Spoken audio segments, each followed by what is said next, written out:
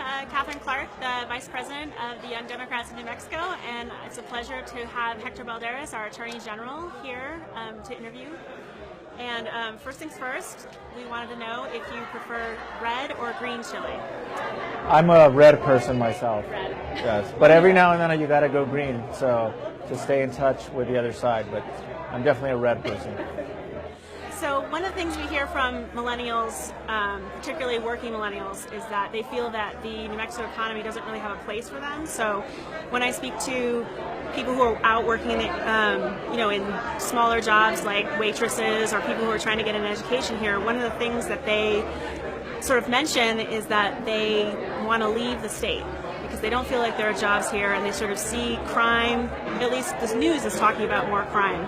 What do you think some of the things are that we could at least change the perception for millennials or improve sort of outcomes for millennials? Well, I'm very concerned as well for millennials and for all young people in New Mexico. They should be concerned. Right now we're number 2 in violent crimes, and we really need to redesign our economy tailored toward keeping young people in the state of New Mexico. And quite frankly, the state hasn't done a good enough job.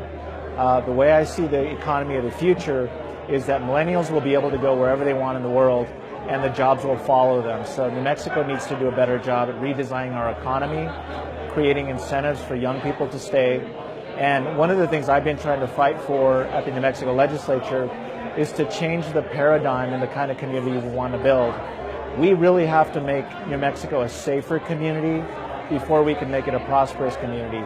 But those two things go hand in hand, and we absolutely need young people to build this economy. One of the things we've been hearing from young people is the sort of concern about the school to prison pipeline and the sort of perception, at least in the news, of increasing crime.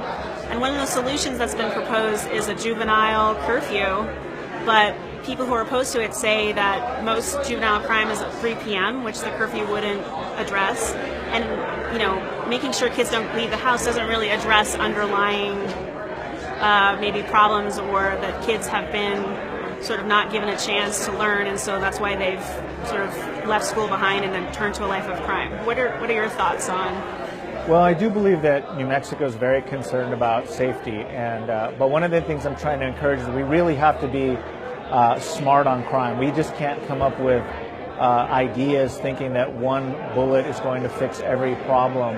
There is no silver bullet when it comes to creating a more prosperous, safer community. Generally, I'm in favor of two ideas. The first is creating more opportunities for young people, not trying to regulate their conduct, not trying to regulate their speech, not trying to regulate their choices, but creating more opportunities for learning, prosperity, and good, clean opportunities to socially engage. New Mexico cannot be in the dark ages when it comes to those kind of ideas and opportunities. And secondly, we need to target truly violent offenders and create services for treatment and prevention when people need real services. And so I think a lot of ideas are being thrown around right now, like curfews, but they really should focus on funding the lottery scholarship, creating a more dynamic economy for young people, and really go after hardened criminals and make sure that we have accountability in the criminal justice system. And so, speaking of services, you had done a press release that sort of talked about our high teen suicide rate and trainings to sort of prevent that. Do you have an update of how that is going? Yes, I do. One of the things we committed to at our office was to truly protect all family members. The heart of New Mexico is protecting the family, and that includes mothers, fathers, young people in that family. We started attacking suicide prevention because we have too high of a rate of suicide in this nation. And we're trying to now train the trainers. We're engaging with school teachers, parents, friends stepping forward that just need the skills to identify when it is that somebody needs help, and to make sure that we're able to link in those services to try to prevent an awful tragedy from occurring. But right now our teen suicide rate is off the charts, and we need to make sure that we do a better job collectively. Mental health care in New Mexico seems to have worsened in the last couple of years. Is there anything that's being done to sort of try to fix the mess that has been made of mental health care in New Mexico? Well, I'm optimistic. Unfortunately, we're a very poor state. We have a high rate of mental health needs in the state of New Mexico. But right now, at least the legislature is having a more adult-type conversation when it comes to properly investing in all of these services.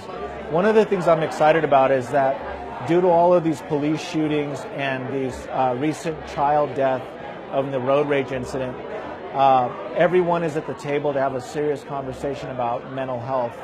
And even law enforcement right now, who's under siege with police shootings, is now very critical that there is not enough front-end services like the behavioral health and mental health services that we need. So I'm optimistic, but there's still a lot of work to adequately provide for our citizens. And as we know, mental health can often lead to crime, which can lead to... Absolutely. Yes. It's all interconnected. Yes. You can't just pick one topic without talking about five others. So I did want to talk to you about your most recent sort of press release, which was about crimes against children and how we have either loopholes or at least weakened child pornography. And I wanted you to talk maybe a little bit more about Well, unfortunately, New Mexico seems to be kind of a backyard for loopholes. Everywhere you look, and the public's demanding more accountability in all areas, there seems to be a loophole where bad actors seem to slip through the cracks. And crimes against children is no exception, unfortunately. We spend far too little dollars in preventing internet crimes against children. We have too many predators right now and not enough protections for children. And there's a loophole in the law that the Supreme Court has asked us to fix, and that basically means that right now a predator could exploit a child through using photography, and law enforcement would only be able to charge one count, even though they might victimize that child 1,000 times with different acts of photography. So we're trying to close this up. We're one of those states that's kind of in the dark ages when it comes to really trying to protect children, and we're now closing this loophole. But there's a lot of attention, both nationally and locally, to close that loophole, because generally the public would expect our society, including New Mexico, to protect a 2-year-old or a 13-month-old. Horrific images, some of the youngest children in these images, but yet we can't hold these offenders accountable until we close that loophole. Yeah, I mean, but it seems that we have an issue even in our public school system of having people who have been hired who haven't quite met what we would consider high standards for teaching in terms of... You're being very kind. We recently hired a deputy superintendent who had pending crimes against children in Denver and somehow missed that background check. But just recently we convicted a doctor who was around children, and we recently arrested a school teacher. So unfortunately, New Mexico expects us to deal with these issues, but we've got work to do. Yes. Well, it's good to know that you're working on it. Trying. And then finally, I wanted to ask you about, so recently the Justice Department settled with a large education corporation, Education Management Corporation. I think they have many colleges all over the U.S. for sort of fraudulent education practices. And I know that New Mexico was one of the states that settled, and I think 500-ish students are going to get some money back in the settlement. Is there any future plans to go after other for-profit educational institutions that do tend to have shady? Absolutely. You know, the Attorney General has a lot of tools, and we want to make sure that we hold for-profit colleges that are exploiting students and charging ridiculous loan rates, also misleading them that their credits will transfer or that they'll secure specialty degrees, only to find out that some of these schools aren't even accredited with the professional standards that they're representing. But secondly, we also want to work with young students and arm them with a financial literacy toolbox that allows them to also prevent some of this type of predatory lending that puts these students in a lot of mountains of debt. So we're doing both the sword and the shield approach. We're going to continue to go after these for-profit colleges and investigate and sue them.